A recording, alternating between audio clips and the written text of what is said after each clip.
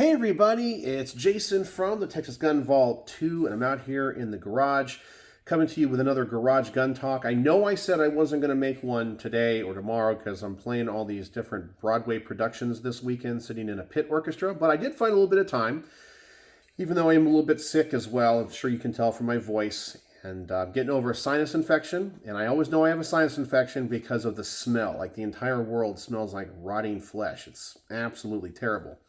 But I did want to come to you today with a little video, which is a response to a military arms video, which in turn is a response to an interview with Ken Hackathorn. And it deals with weapons-mounted lights on pistols and the different philosophies of use. And I kind of thought that I would share my thoughts on it because I know that different people have different concepts of its usefulness. And should you have one? Should you not have one? And then, of course, whenever in the gun world you come across somebody that you disagree with, you throw around the F word. No, not that four-letter F word, a different four-letter F word, Fudd. And I want to talk about that one as well, and why I think it's bad that the community does that when it's not always warranted. But let's talk about the lights first. Now, in the initial video, Ken Hackathorn, who is a very famous kind of tactician, trainer, weapons designer, he was being interviewed, and he said that a weapons-mounted light on a pistol in the hands of civilians for everyday carry is, I don't remember the exact term he used, but essentially he was kind of saying it was silly, it was unneeded, because a civilian is never going to need it, okay? Of course, that's a very broad generalization. But I understand where he's coming from, because the FBI statistics typically say that if you are going to use your firearm in self-defense, based off of the vast majority of cases we know about, you're going to discharge your weapon, or if you discharge your weapon, it's going to be at a range of 7 feet and less. You're going to fire 3 shots, and you're probably going to miss all 3. And even in situations where you do not discharge your weapon, just the presentation of the gun will eliminate the threat. Not to say kill the threat if you don't discharge the weapon, but essentially stop the threat, because now the firearm is part of the equation. They're like, okay, I'm backing off, I'm out of here, it's over. And I can tell you from a civilian standpoint, and someone that's thought deeply on this topic, I'm glad that's the case, because I am willing, if the situation is right, like someone breaks into my house at 2 o'clock in the morning and threatens my family, to use a firearm in self-defense. However, I hope and pray I never do, because I like to think of myself as being reasonable and rational, and even if the person that would be on the receiving end of the discharge of my firearm deserved it, I don't want to have to live with that guilt the rest of my life, because I think taking somebody's life is something that it's serious. You know, you'll always kind of relive that memory. You'll always question your decisions, and I think for most good people, it would be a heavy burden to bear, even if it was completely legal and justified, because you're a good person, and good people don't want to just take someone else's life. And I know that's how I would feel. But we all have to be willing to do it, because sometimes you don't choose those circumstances. If somebody breaks into your house at 2 o'clock in the morning and threatens your wife, you, or your kids, well, they've kind of made that decision for you. And, you know, you might have to act with lethal force, but when it's all said and done, you know, you still have to live with that choice in that event. But I know so many people in the gun world, I think, are fantasizing or fetishizing the concept of using their guns in self-defense. And that's why when people like Ken Hackathorn made a statement like he did, they call him a Fudd. How dare you say, I don't need a weapons-mounted light, whatever. And they call him a Fudd because, and I understand the perception that he said that you shouldn't have it. And I went back and looked at the interview, and he never said you shouldn't have it. My understanding in his tone was that he doesn't recommend it. But people are saying that he's being elitist about it, saying that because he's, part of the law enforcement community or the training community or the tactical community, he can do it. It makes complete sense. But for you lowly people, you don't need it. But I think based off of the statistics, most likely you would never need it, but I would never go as far to say you shouldn't have one. If you want to have one, I think it's absolutely fine. He made the point that untrained people with a weapons-mounted light could use it wrong, in that this is not an EDC flashlight. This is a weapons-mounted light designed to illuminate a potential threat or to disorient or distract a threat. It's not designed for general purpose. And he dropped a story about a police officer that I guess he saw some image of that was helping somebody change the tire on their car on a dark, rainy night somewhere. And he had his gun out like this, his weapons mounted light, and he was using it as a flashlight, which of course breaks all the rules of gun safety, because you never want to, first off, unholster a loaded weapon unless you're really in, under threat. And you never want to point your firearm at anything you're not willing to kill or destroy. And so you really need to have a backup flashlight, something in your pocket that's just a flashlight for that particular situation. And I agree with that. But when it comes to the other side of what Tim from the Military Arms Channel was saying, he kind of took the opposite approach. And he did it in a very nice way. It wasn't confrontational. He was talking about how some people in the tactical community, military, law enforcement, trainer kind of situation, have this elitist standpoint that only they need these things. And that's honestly what kind of brings up the whole Fudd mentality. There are those people out there. In fact, it's kind of those, the same anecdotes that the anti-gunners say. You'd only need 5 shots. If you can't kill a deer in 5 shots, you shouldn't have a 30-round magazine. So that kind of stuff. And we hear it all the time. And then it sucks when we hear people that are supposed to be on our side say stuff like that. There's been people in the NRA that have, only cared about guns with wood stocks, traditional hunting rifles. No one needs an AR-15. And we hear that even from people in the gun community. And so those people get labeled with the term Fudd. But my personal thought, before I talk about the whole discussion and dialogue and what we should do as a gun community, I want to give you guys my thoughts on this. Now, I brought out one of my pistols. This is a Glock 19 Gen 5. I believe it was a Lipsy's limited edition with this frame color. It's kind of a flat dark earth color. I put on a Surefire light. I have a Trigicon red dot, Trigicon suppressor height sights, and a Silencer Co. Threaded barrel, as well as a Vickers Tactical racking or charging plate on the back, and Vickers Tactical base plates on my magazine. And this is just a gun that I just wanted to be super tacti-cool on. I don't really carry it. I do have a holster for it. But the only reason I have this gun in this setup is because I want it, if that makes any sense. I don't believe I'm some type of tactical operator. I don't believe that I'll actually need all the functionality of this firearm. I just wanted it. In actuality, the gun I carry the most is a Glock 19 Gen 3, but pretty much stock. Except I added a Magpul Magwell to it. That's it.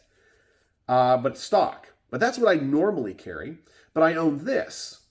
And I believe, and I'm a libertarian on this, because to me, the presence of the light or not having the light most likely will not be a defining factor in the outcome of any defensive use that you may have.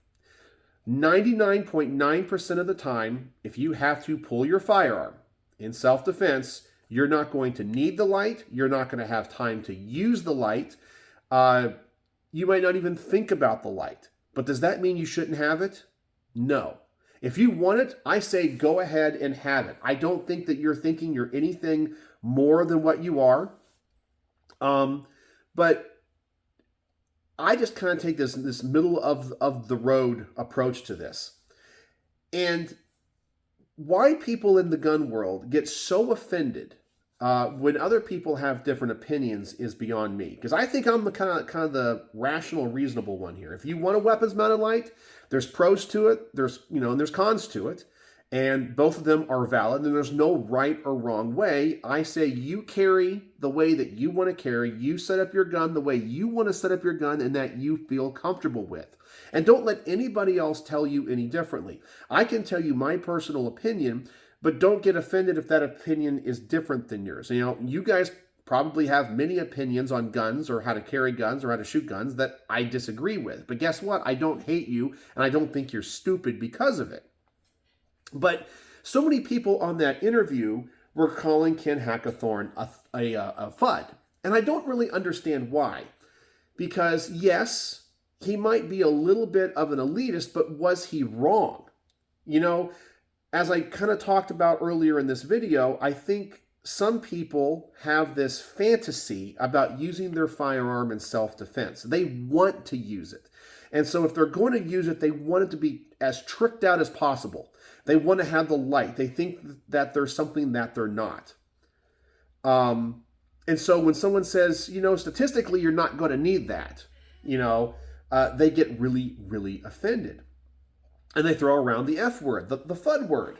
Now, I look at the Fudd word, Fudd, as pretty much like in politics, the term racist, okay? So you call somebody a racist, it's lost its meaning. I remember when I was younger, I'd say, you know, pre-2000, when I was 18 years old, if you got labeled a racist, right, you heard that term, it carried a lot of weight to it because it meant that you had a history and a real evidentiary history of being discriminatory against certain people.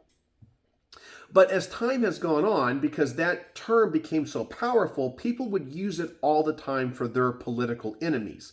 And we get to the point now where we have people saying that, like, Justice Clarence Thomas on the Supreme Court, who is a black man, is racist, which is absolutely absurd, right? I think we all agree it's absurd. Everything is racist. Now it's, oh, if you need a photo ID to vote, you're racist. Oh, if you eat a certain meal a day, oh, you're somehow people will find a way to be offended by it and call you racist, right? So now that term doesn't hold any weight because pretty much everything you do is racist, right? Somebody can call you racist. So now it doesn't hold any value because it's overused. It lost its importance.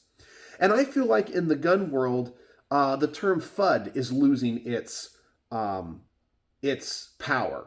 There was a time, you know, and we all can think about when those times were, probably 10, 15 years ago, when there was a larger contingency in the gun world of the older generations that only thought you should have just a hunting rifle or just only cared about skeet shooting, didn't look at modern sporting rifles like ARs, AKs, whatever. SIG, you know, of course, SIG Spears didn't exist at that time, but MCXs or whatever. They just didn't look at any of this modern stuff as valid, that it was junk, it was garbage, it was trash. And these people, because they had been in the gun world for so long, they held positions in gun right organizations like the NRA, they were very outspoken and vocal that you don't need an AR-15. And these are the people that I would totally agree are Fudds, right? Saying that you know, all they cared about was hunting rifles and skeet shotguns. But that generation is dying out. They're not in power anymore, and things have definitely changed in the gun world. But now we're to the point where somebody says, you know, statistically, you're not going to need a weapons-mounted light to be effective in a self-defense situation, and you call them Fudds. I mean, I get this all the time on my channel. You know, if it's kind of funny because if I let's just say I brought this gun out in a video, I will inevitably get somebody in that video telling me, oh, you think you're a tactical operator? You need to lose some weight. You're just an, oh, what, you know, they call me all the names. I get called fat on my channel all the time. You know, I mean, I don't think I'm fat. I mean, could I lose a couple pounds? I have a dad bod. Yeah, probably. You know, I could be in a little bit better shape. I fully admit it. I don't have time to go exercise, but they call me fat and they say I shouldn't review guns or whatever. My opinion doesn't matter. But if I reviewed this gun or showed this gun, they would tell me that I'm LARPing, live action role playing, wanting to be a tactical operator. You're stupid. You're never going to use it. But then, in the very next video, I could show my Glock 19 Gen 3 that doesn't have any of this stuff. It's almost stock. And I make the statement, I just have my gun stock because statistically, most likely in a self-defense scenario, this is what's going to happen. They're going to go, you're a Fudd. I can't believe you don't do this or put a red dot or whatever. It's like, so it's both sides.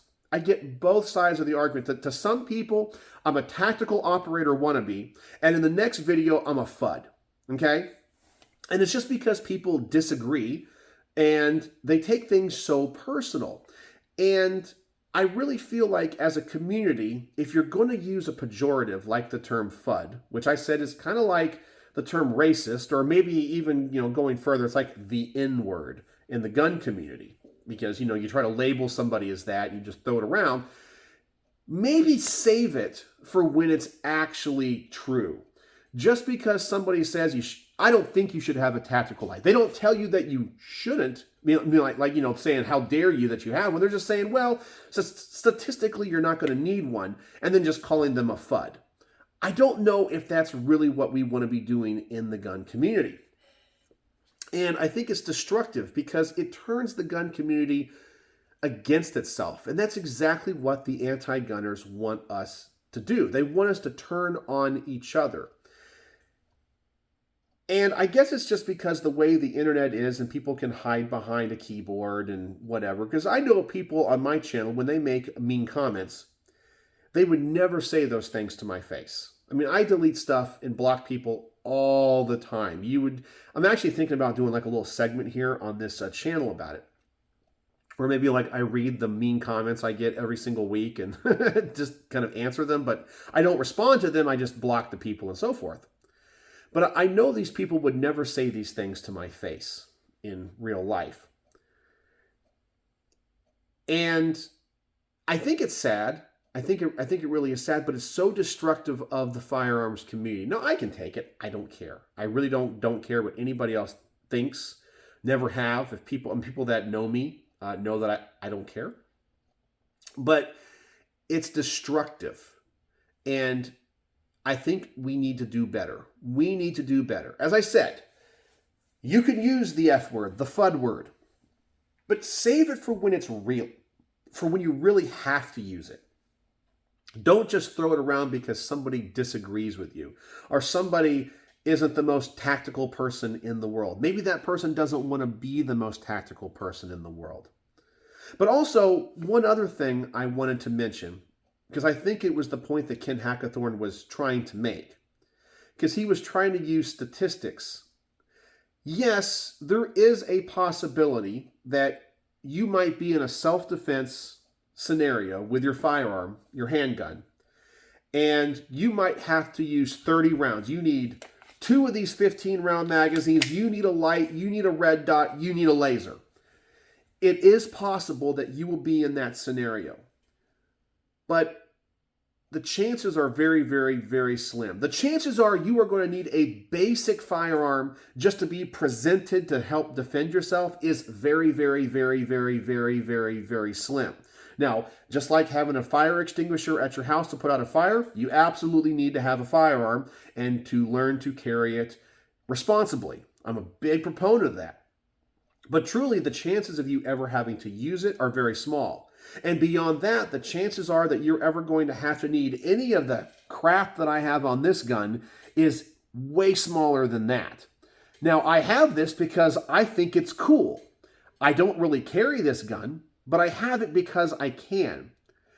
And that goes to one other thing I want to talk about. People that look at guns solely as tools. I can appreciate that. But what I think that they miss is the blending of art and function. A good example would be a couple of days ago, speaking of comments, somebody mentioned on one review I did about a gun that I think I mentioned that I didn't like the aesthetics of. It was a pistol. I don't remember which one. And I just said, I don't like the aesthetics of this gun. Maybe it was too blocky or whatever. And the commenter said, I've never heard of someone saying they don't like a gun or wouldn't recommend a gun because it doesn't look purdy, and they spell pretty, P-U-R-D-Y, and put it in quotation marks, because they're being sarcastic. And he said a couple other things about my review that obviously he did not like and didn't agree with. And that's fine. That's fine.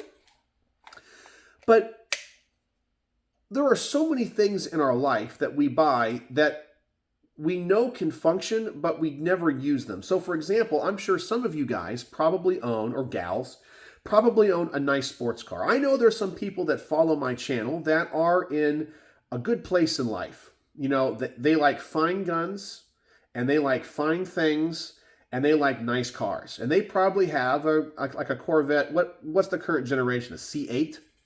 They probably have one of those new mid-engine Corvettes that can go up to, 160, 170?